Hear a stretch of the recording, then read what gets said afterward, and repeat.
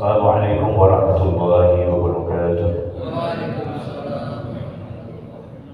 A'udzu billahi minasyaitonir rajim. Bismillahirrahmanirrahim. Alhamdulillah. Para jemaah semuanya yang semoga dirahmati Allah Subhanahu wa taala, pada pagi hari ini materi kita sampai pada pasal tentang hulu.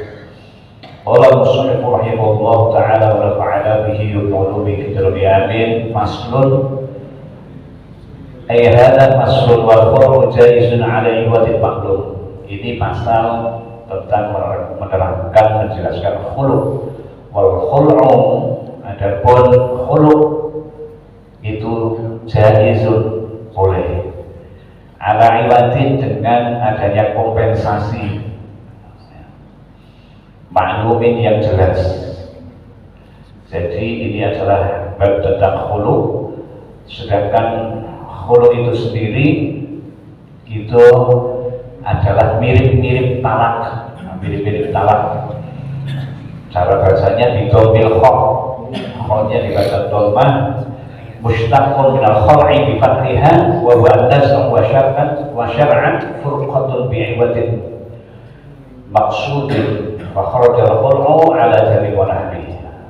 Jadi yang namanya khulu ya, secara syariat itu adalah nama untuk sebuah perpisahan, ikatan pernikahan, tapi dengan adanya kompensasi ya, dengan adanya suatu barang ataupun manfaat yang kemudian diberikan kepada pihak suami.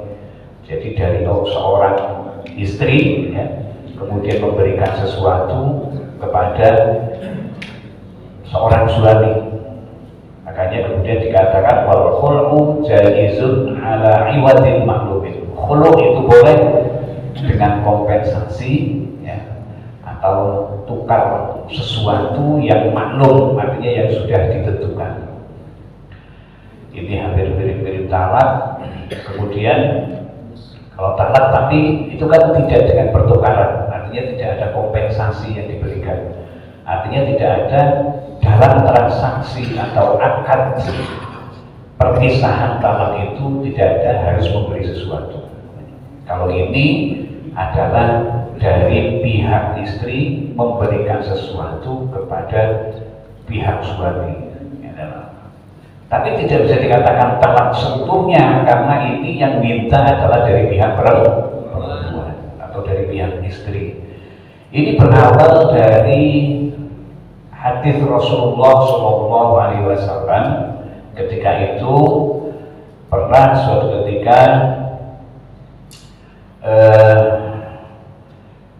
Thabit istri ya Rasulullah. Jadi suatu ketika diriwayatkan dari Ibnu Abbas radhiyallahu anhu, annam ra'ata Thabit bin Qais atatin Nabi sallallahu alaihi wasallam. Suatu ketika istrinya Thabit bin Qais itu seorang mendatangi Nabi Muhammad sallallahu alaihi wasallam, kemudian berkata kepada Rasulullah, ya Rasulullah, Thabit bin Qais ma na'tibu alaihi fi khuluqin wala dinin walakinni akrahu kufra bil Islam. Wahai Rasulullah, suami saya yang namanya Thabit bin Qais itu bukan berarti saya mau mengadu kejelekannya ataupun saya mau mengolok-oloknya, itu tidak. Baik itu tentang akhlaknya ataupun agamanya, tetapi saya itu khawatir nanti saya itu kufur. Kufur di sini bukan kafir, artinya kufur itu kebalikan daripada syukur. Artinya istrinya Thabit bin Qais itu takut tidak bisa mensyukuri dengan keberadaan seorang suami ya, karena takut tidak bisa menjalankan kewajiban-kewajiban sebagai seorang istri. Nah, kemudian Nabi Muhammad SAW itu berkata, Ataruddina alaihi hadiqatah, apakah kamu mau mengembalikan tanah kebun lah katakanlah ya, mengembalikan kebun ke Thabit bin Qais. Kemudian istrinya Thabit bin Qais itu menjawab, qalat na'am, ya, saya mau mengembalikannya. Faqala Rasulullah sallallahu alaihi wasallam kepada Thabit bin Qais itu, ya, iqbalil hadiqah. Wahai Thabit bin Qais, terimalah kebun ini untuk dikembalikan, wa tabiqha tatbiqatan, maka lepaskanlah. Jadi khulung ini adalah datangnya dari permintaan seorang istri, ya, yang khawatir atau tidak ada kecocokan dan terjadi banyak pelanggaran oleh pihak istri, sehingga ditakutkan tidak bisa menjalankan dengan baik, ya. Dan itu unsurnya sebetulnya banyak, tapi intinya ini adalah, pengertian ini adalah permintaan, ya. Beda dengan pasah, nanti ini beda. Kalau pasah kan permintaan diproses tanpa adanya ganti rugi atau kompensasi barang ataupun manfaat, tidak ada. Ini cuma diproses di pengadilan agama saja. Nanti keputusannya bagaimana, akhirnya bagaimana itu sudah. Tapi kalau ini betul-betul yang minta adalah perempuan, kemudian dengan mengembalikan sesuatu atau memberikan sesuatu kepada pihak suami, itu saja. Nah, adapun hak talak, kalau hak talak itu kan hanya ada pada suami. Kalau istri sehari mau mengatakan kata cerai 1000 kali, itu tidak akan berpengaruh. Apalagi kayaknya sih mudah istri daripada laki-laki untuk kemudian mengatakan benar-benar cerai. Seorang istri itu mau hanya karena seorang suami yayaknya pulang kerja ada kemalaman saja, itu kalau kayak gini cerai saja kita, nggak laku kata-kata cerainya. Karena yang punya hak mengatakan cerai dan kemudian berlaku ya dari seorang suami. Makanya seorang suami itu harus benar-benar hati-hati. Karena ingat, Nabi Muhammad SAW itu bersabda, "Salasun jidduhunna jiddun wa hazluhunna jiddun." Ada 3 hal yang ketika serius ya tetap dianggap serius, ketika bercanda tetap dianggap serius. Ketika bercanda tetap dianggap serius. Apa itu? Yang pertama itu adalah talak. Yang pertama adalah nikah, an-nikahu wa talaqu wa raj'ah. Yang pertama itu adalah nikah, yang kedua itu adalah talak, yang ketiga adalah rujuk. Ini walaupun guyon, walaupun candaan, itu sah ketika memenuhi persyaratan.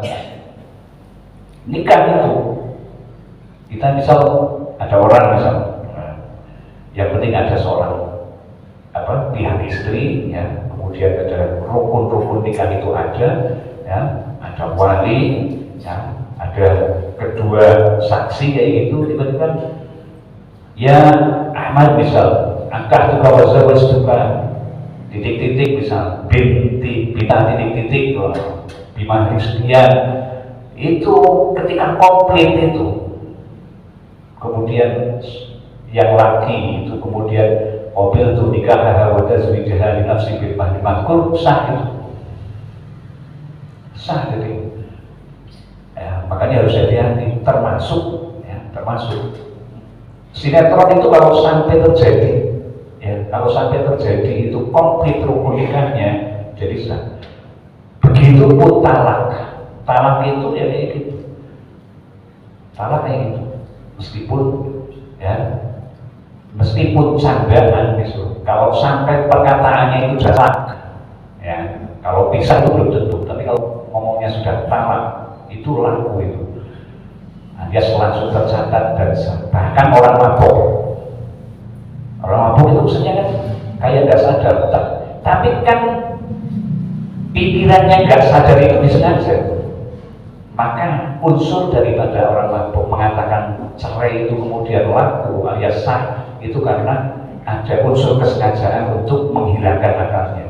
Kemudian ada perjalanan tetap sah. Itu di situ. Maka harus hati-hati. Kemudian rujuk itu juga seperti tadi itu. Salasun, ya, jidduhunna jiddun wa hazluhunna jiddun. nikah, wa thalaq, wa raj'ah. Nah ini. Terus kemudian ini kembali ke khulu.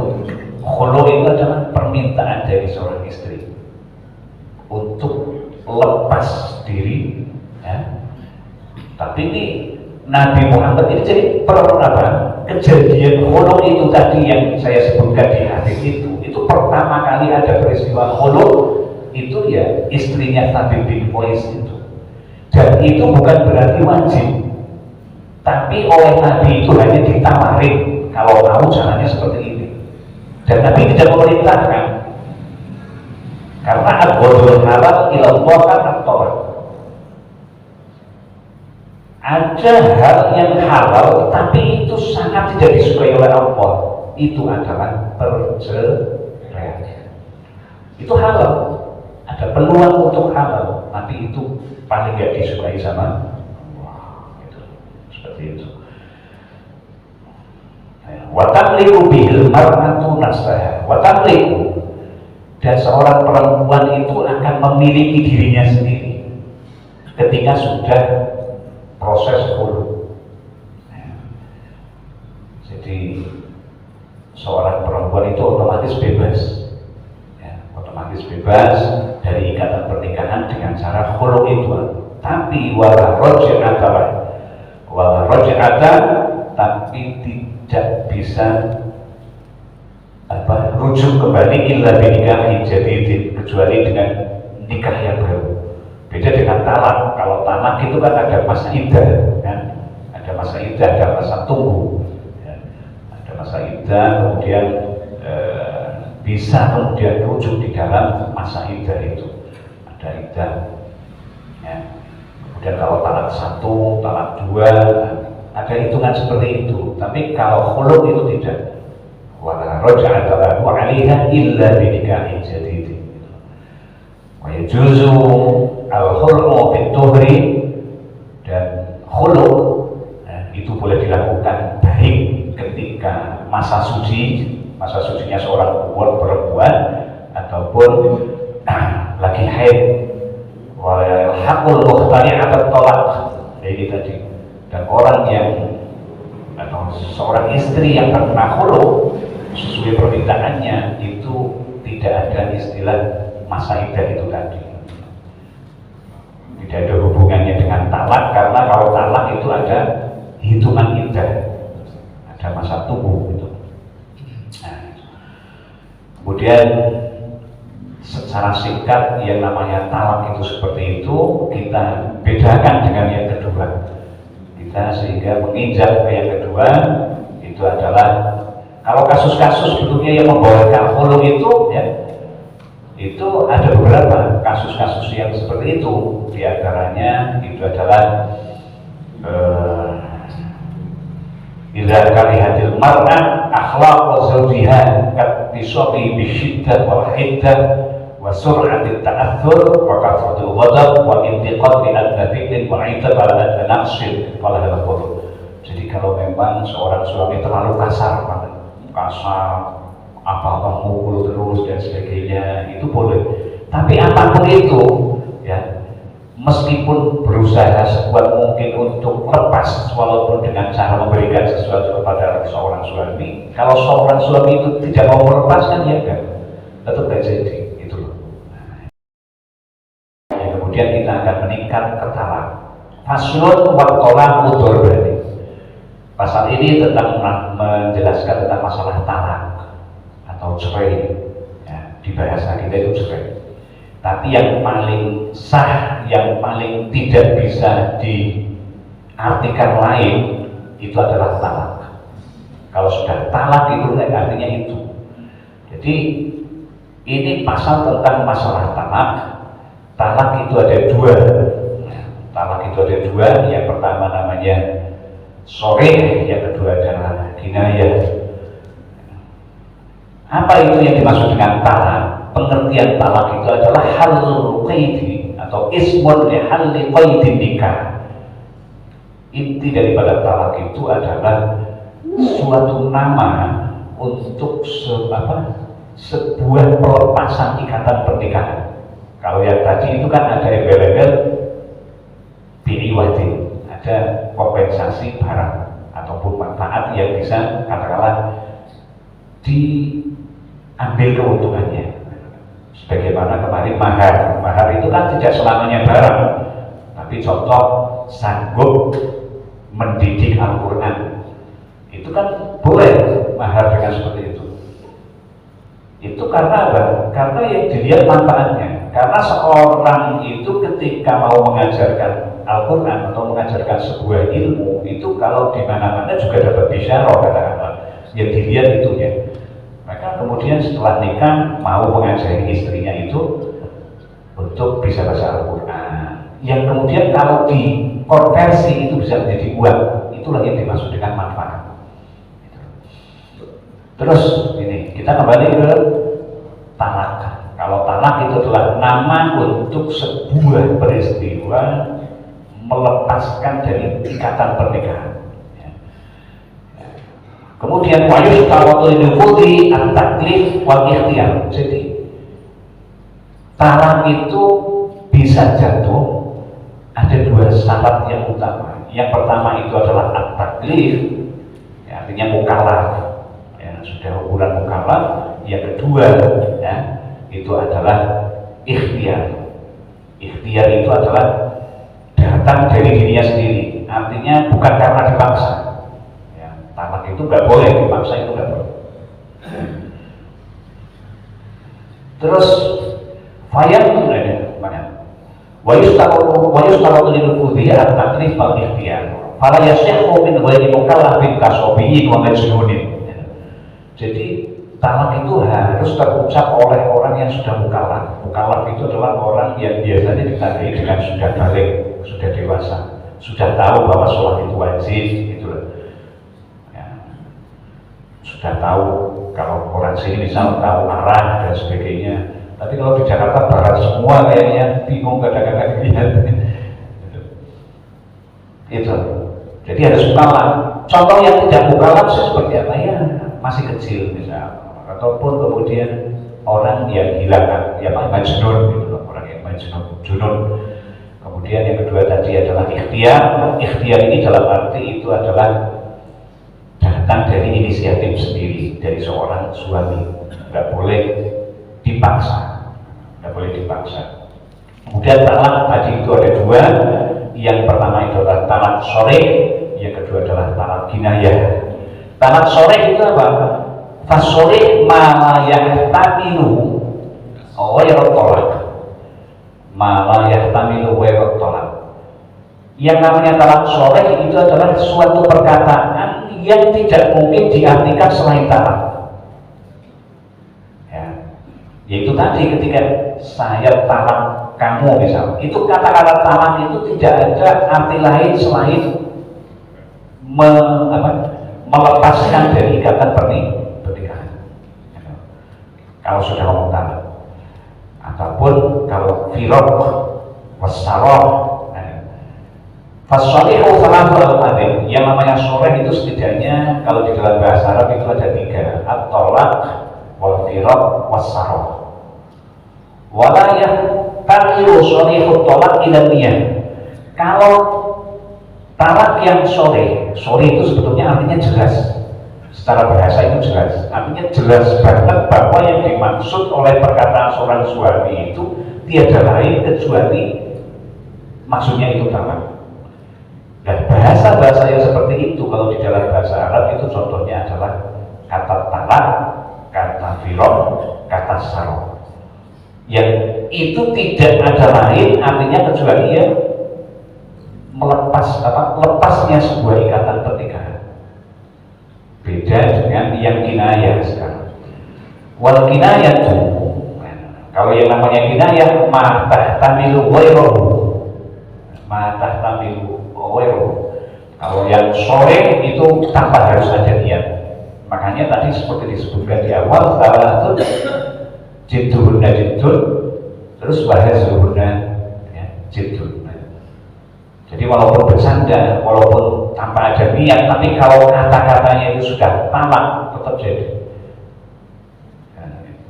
Makanya hati-hatinya di situ. Ya.